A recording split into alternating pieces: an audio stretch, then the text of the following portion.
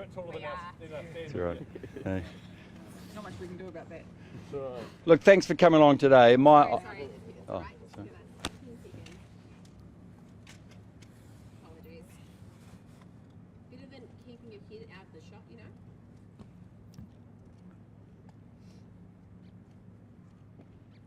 Okay. Maybe, thank you. All right. Thank you for coming today. My name's Peter Reedy, Chief Executive of KeyRail. Duncan Roy, Executive General Manager of Interislander. Let's give you an update on what's been happening, where we're at. I've just met about half an hour ago 8 passengers that came off. They're all in good spirits. They said our staff did an amazing job, looked after them. We've taken them to the airport and they've gone, so that we did that very safely, and we've taken a lot of our crew off as well. So that was the first thing today, to make sure safe recovery of that. Duncan now is leading our operational response plan in terms of recovery of the ship, so I'll let Duncan give you some updates on what's happened and what our next steps are.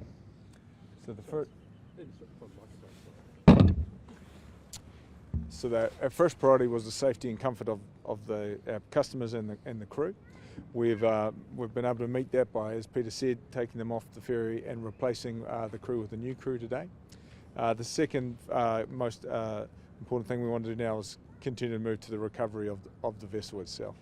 We're putting a plan together and coordinating that, working with a number of different stakeholders as we finalise that plan, but we will look to float the Aratere off the shore at about 9 o'clock tonight at high tide, where we will bring in and get it afloat.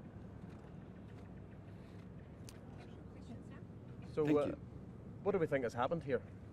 Look, our response today has been, as I said, safe recovery of the people, safe recovery of the ship, get it back to berth, and then we'll start the root cause investigation. So at this stage, that's our core focus today, is our people, our crew, and the ship. Can you give us a timeline of exactly what happened last night? Sure.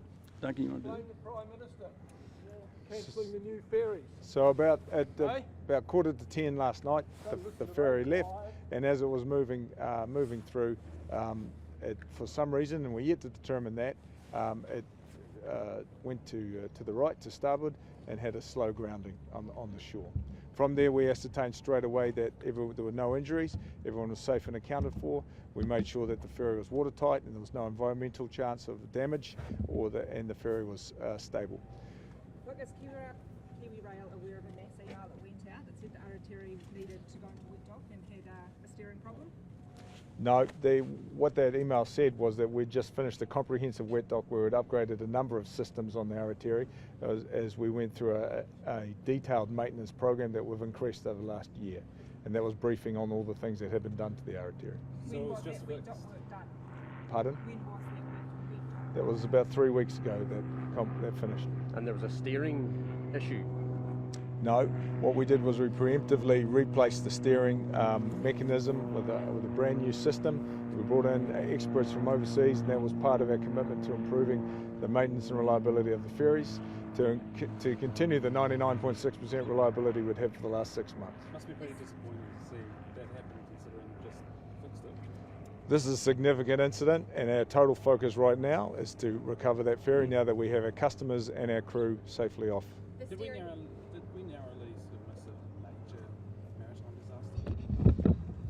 Our No. total focus right now is to recover that ferry. The ship was operating at 3 knots. It's nestled into the sand. It's not jagged rocks. It's sand and mud. And no, the amount of maintenance work we've been doing, we're very disappointed with what's happened. Obviously, it's serious that we've had a ship grounded. So we'll look through the root cause investigation.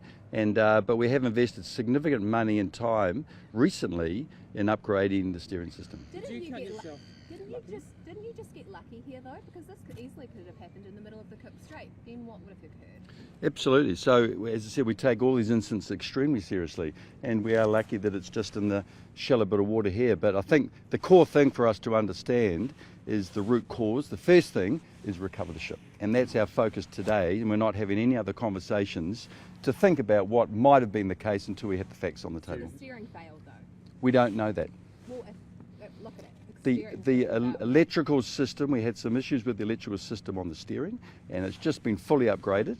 And so that'll be the cause of our root cause investigation that we go through. Have you spoken to the Minister about this situation? I've spoken to Minister Brown, and I'm meeting Minister Brown at 2 o'clock today, and I've been in discussion with Maritime New Zealand and all the port authorities on this particular incident. We've got a number of meetings this afternoon, and particularly meeting with Minister Brown at 2 o'clock today. I guess it makes the plan for whatever's next post these ferries more crucial, right?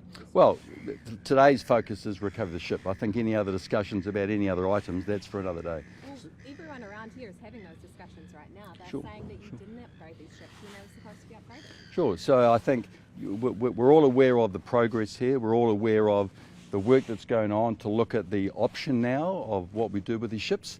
That's not a discussion for today, and that will be a discussion for future time. It's been a discussion for the last number of months, and we're working collaboratively with everyone through that process. Today, though, is get the ship back in, root cause investigation, determine the facts of the case. Once the ship is refloated, any idea how long it'll be out of action? No, it'll come back here, and then we'll put some divers onto it to make sure that what the extent of the damage is what we think, and then we'll take it to anchor as we go through the process. Is it still an option to scrap the service altogether, as you discussed? Cook Strait, State Highway 1. Well, there was mention in December whether Kiwi Rail's the right. Cook Strait is State Highway 1. $14 billion of exports, a significant connector for this country. That's not the discussion for today, but we all know it's a significant contribution to this country. So let's have those discussions at a later time. But national MPs are saying, we spoke to a national MP today who was asking, in government, asking whether Kiwi Rail's right to be running, ferries. I think those discussions for another day. What I can say, the last 6 months, 99.6% reliability. February, March, we had record passengers on board our ships with incredible customer experience and reliability. So yes, we are the best operator. Today though, let's get the ship back into berth and let's find out the root cause. In the short term, what does this mean for rail freight, given this is the only rail-enabled ferry? Well, it depends how long the ship's out. We've actually got the Aratere in maintenance as well. So we're working through right now with our customers of the rail freight getting onto the Kaitaki to be able to move it across Cook Strait, which we do regularly. When Aratere is in a wet dock or a dry dock, we'll move it through the other ships. What happened on board last night? They were trying to steer it obviously away and they weren't able to. Talk me through that process. Well, we weren't on board. We're going to a briefing at 2 o'clock with two of our people. Know at this point, though, roughly what was happening on board We're going to briefing at 2 o'clock, and then when we get all the technical information with our people that are on board, then we're happy to have a briefing and happy to talk to those people. But right now, the most important thing is to make the plan to get the ship back in, and then we can find out what happened, particularly with the people who are on board. For example, it's on the beach, you were saying, so it's not on rocks. You're hoping there's not a hole? The divers, we've had 2 dive operations down there. I'm just about to see the second lot of photographs. We've had information to say that it's sand, it's gravel, it's not jagged rocks, but we are taking technical advice from experts, global experts, on the best way to recover the ship. Has the skipper done a pretty good job, actually? I think as all of our staff have done an incredible job to keep the customers, you would have heard them when you came off the ship, how impressed they were with the service, and I think the skipper and our crew have done an amazing job to actually keep the ship in its position and now calmly work through a recovery plan, and that will do that with our experts, including our masters. Was the beach the lesser of 2 evils here, or did it just luckily go onto the beach? Like, did the skipper? We can't speculate at the moment. Right. We're just concentrating on recovering the vessel. There's a formal investigation underway, and we're not going to speculate that. We'll let that run its process, and we'll be able to talk facts when that finishes. I know you. It's common sense. You're looking at it. It's obviously not where it's supposed to be. What have you been told about how that occurred?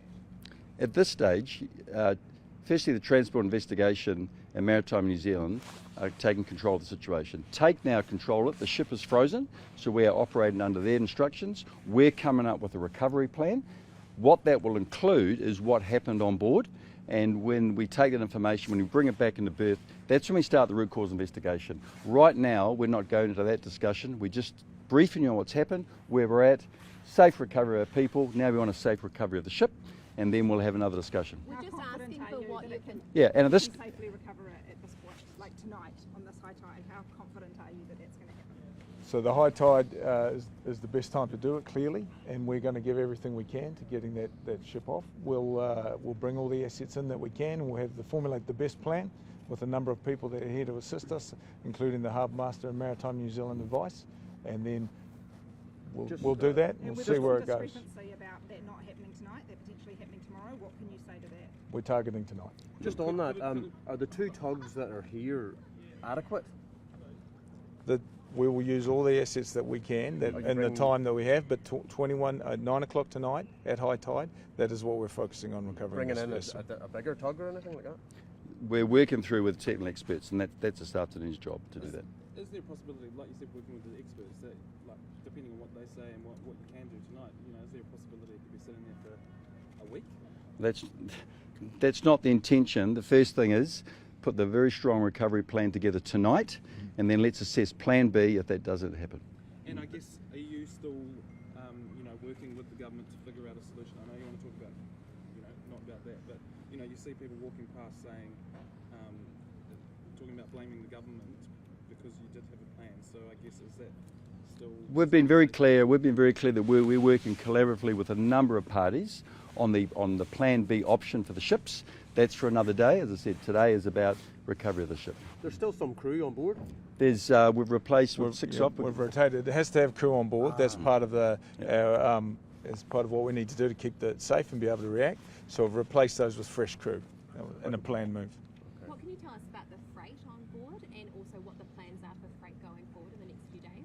So there's a mixture of commercial trucks and some commercial freight on the ship, but the freight is down the track. The first thing we want to do is make sure our passengers, our customers were safe and get them off, which we have done in a controlled fashion. The next thing we're going to do is recover the ship. Once we've recovered the ship, then we'll start looking at the freight. In the meanwhile, we have our other ferry continuing the run, and we're working with the customers to help best meet their needs. Why won't you say what you've been told about what happened on board last night? Because right now we've got down here this morning, we've had staff working all night, very tired, some of them are asleep, and we want to give everyone a rest and then get the ship back in and then sit down and go through what happened. That's part of a normal root cause investigation rather than speculation. So that's an important part of our process that we conduct in these situations. Thank you. I think that's good. Appreciate that.